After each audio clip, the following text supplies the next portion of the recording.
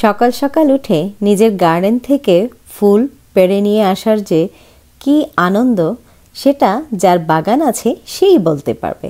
আর আমার বাগানের ফুলগুলি দেখুন এত সুন্দরভাবে ফুটেছে, আর আমি কেটে নিয়ে যাচ্ছি ফুলদানিতে রাখার জন্য, কারণ এত রোদ বাইরে, প্রায় 100 ডিগ্রি সেলসিয়াস আউটসাইড। সেজন্য ভাবলাম যে না, ঘরে এনে রেখে দিলে কিছুদিন বেচারা টিকে থাকবে। আর তারপর হাইড্রেঞ্জিয়াও কেটে নিয়ে এসেছি।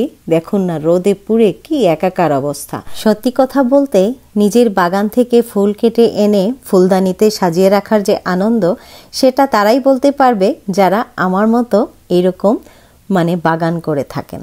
কারণ ফুলের জন্য খুব আদর থাকে। আমি পারলে তো সব ফুলগুলি এনে এরকম করে ফুলদানিতে সাজিয়ে রাখি, কারণ খুবই রোদ বাইরে, ফুলগুলি মরে যাচ্ছে সেজন্য। আর আজকে হচ্ছে আমাদের বারবিকিউর পার্টির দাওয়াত, সেজন্য আর দেরি নয়, সবাই রেডি হয়ে একদম রওনা দিয়ে দিয়েছি।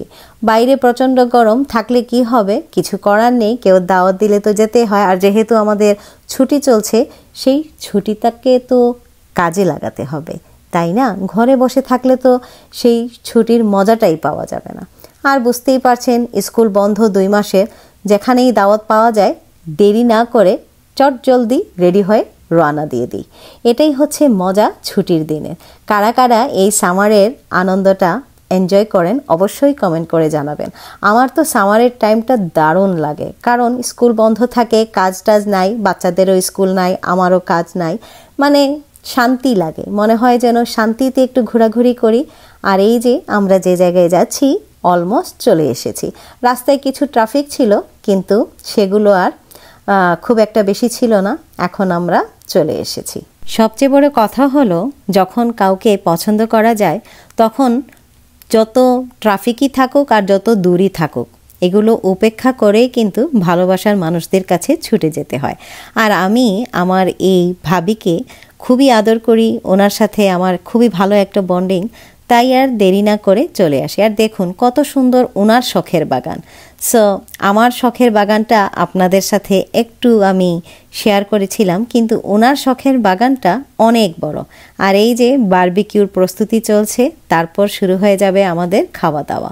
আমি খুব একটা ভিডিও করতে পারিনি, কারণ ভিডিও করতে থাকলে প্রিয় মানুষগুলির সাথে খুব একটা বেশি সময় কাটানো যায় না, তাই হালকা হালকা একটু করেছি। আর এই যে আমার প্রিয় মানুষটি, আর ওনার গাছে দেখুন শশা ধরেছে, উনি রেখে দিয়েছেন যাতে আমি এটা নিজের হাতে পেড়ে খাই।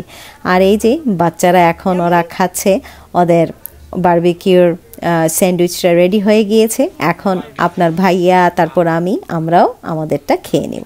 আর উনি হচ্ছে আমাদের একটা নাতি, আমার ভাবির ভাগ্নির ছেলে।